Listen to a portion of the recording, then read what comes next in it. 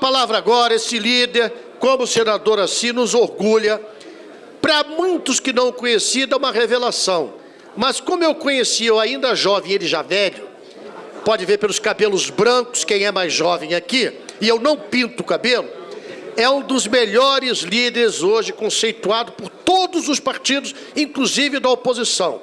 Porque ele tem autonomia de defesa, ele não se submete a nenhum julgo, coragem, ousadia e, principalmente, lealdade à causa do trabalhismo. É um orgulho sempre falar que você é o nosso líder, viu, companheiro André Figueiredo? Eu me sinto, mais uma vez, extremamente honrado de estar aqui na segunda fase do Congresso Nacional. Na primeira, lá em Porto Alegre, eu estava no exercício da presidência, o Lupe era ministro, e eu lembrava naquela época que o que tinha me feito entrar no PDT foi justamente em 1984, quando entrei na faculdade, eu fui estudar justamente a rede da legalidade.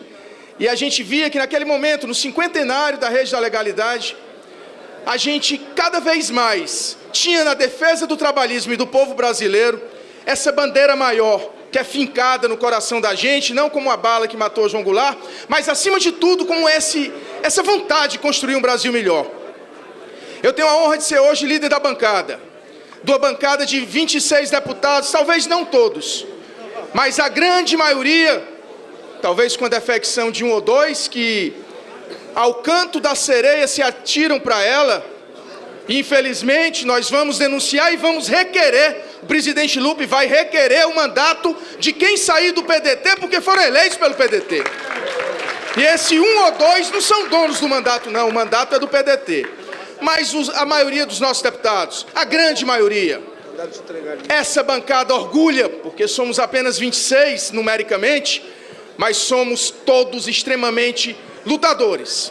Aqui tem o Miro, esse exemplo para a gente, e eu digo, Cristóvão, que você e o Miro, sempre tenho dito para ele, se o Cristóvão não for, Miro, tu é o candidato, não é governador do Rio não, tu é candidato a presidente, que eu tenho certeza que tu vai brigar num debate. Eu lhe lembrava, tem candidato aí que chegou em terceiro lugar porque instigava debate. Então o Cristóvão vai ter que fazer isso com muita força, porque conteúdo a gente sabe que o Cristóvão tem, e energia o Miro também transmite. E nós estávamos na luta, e eu quero só resgatar um pouco, companheiras, companheiros. Nós tivemos uma grande vitória para o Brasil.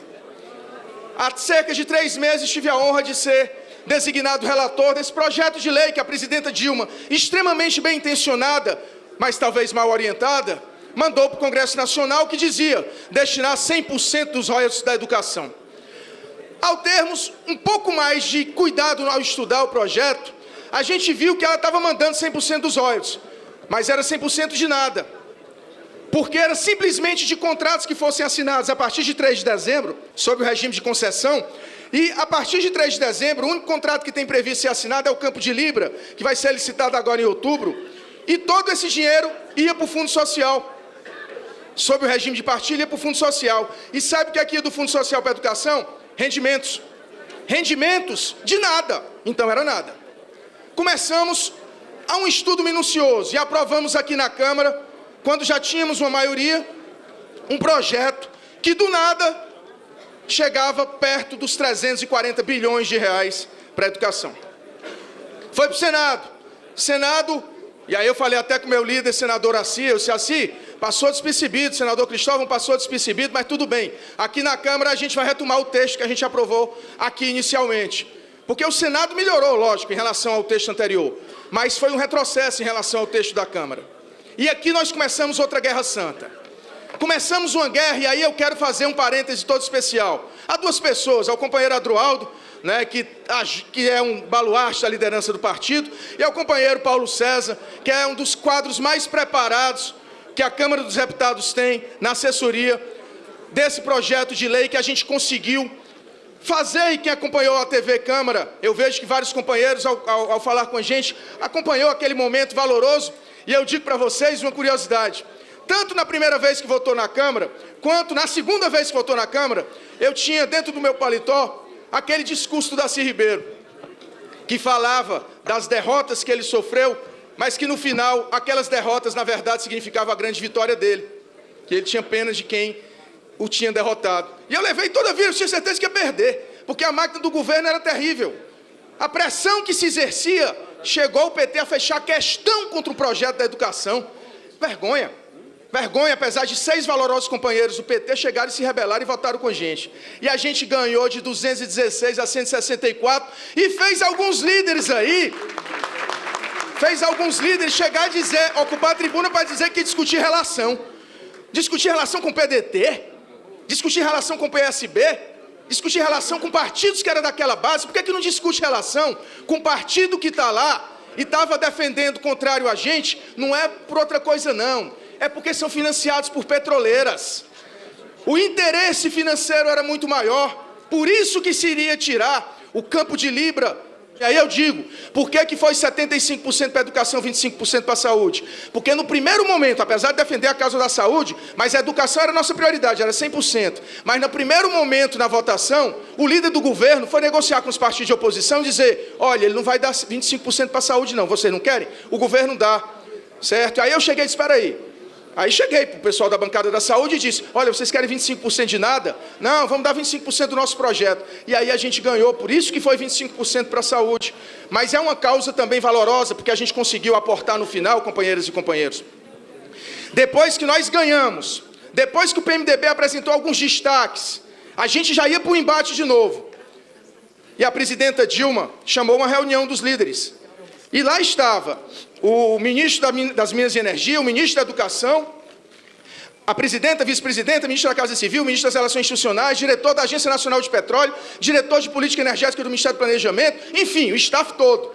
E não deixaram nem eu levar o Paulo César, né, para ajudar lá no embate. Queriam convencer todos os líderes.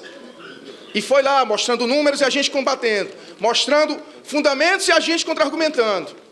E no final, a presidenta Dilma chegou e disse, André, gostei muito da sua fundamentação, amanhã minha equipe te procura. No dia seguinte, o ministro Mercadante estava conosco, no dia seguinte, o líder do governo estava conosco, dizendo que a presidenta tinha determinado que o acordo tinha que ser feito em cima do nosso projeto, porque tinham vendido o peixe errado para ela. Nós temos, a partir do ano que vem, 2,8 bilhões de reais. E vai numa crescente. Em 2019, quando começar a sair os rendimentos do campo de Libra, nós vamos ter um aporte de mais 50 bilhões. Isso numa crescente até que em 2022 nós tenhamos aportados. Se a União não licitar mais nenhum campo, que eles estão dizendo isso. Não, aqui esse negócio está superestimado, porque vocês estão prevendo que a gente vai licitar. E se a gente não licitar, fecha a Agência Nacional de Petróleo, demite o Ministério das Minas e Energia, demite o ministro. Né? Fecha para quê? Se não vai licitar mais nada em 10 anos? Então, se não for licitado mais nada, nós teremos 200 bilhões de reais, sem contar com parte de estados e municípios. Isso sim é dinheiro para a gente colocar a educação em tempo integral. E no nosso projeto também a gente fez uma diferença. Como é que a gente pode pensar uma educação de qualidade sem remunerar professor? A lei dos royalties proibia que se destinasse a pagamento de pessoal. A gente colocou e retirou essa vedação. Ou seja, pensar na educação de qualidade sem ter um salário digno para professor não é pensar em educação de qualidade. Então, companheiras e companheiros, essa foi uma vitória do PDT. Essa foi uma vitória de todos que acreditam nessa causa. Essa foi uma vitória da luta que herdamos de Brizola, de Darcy Ribeiro, e que hoje o senador Cristóvão Buarque também impunha. O PDT é o Partido da Educação e essa vitória nós temos que alastrar Brasil afora. Porque ontem eu vi um programa do partido que mais combateu o nosso projeto dizer que ele tinha sido um dos autores. É brincadeira, é brincadeira. O líder do partido que teve ontem um programa eleitoral foi um dos que mais combateu o nosso projeto, porque a gente sabe, às vezes, o interesse que move algumas pessoas, que com certeza não são interesses republicanos. Então, companheiras e companheiros, isso é uma noite de festa. Presidente Carlos Lupe, parabéns pela sua gestão, parabéns por mais esse momento histórico do nosso partido, um momento onde nós estamos completamente harmonizados e sem picuinhas no meio de nós.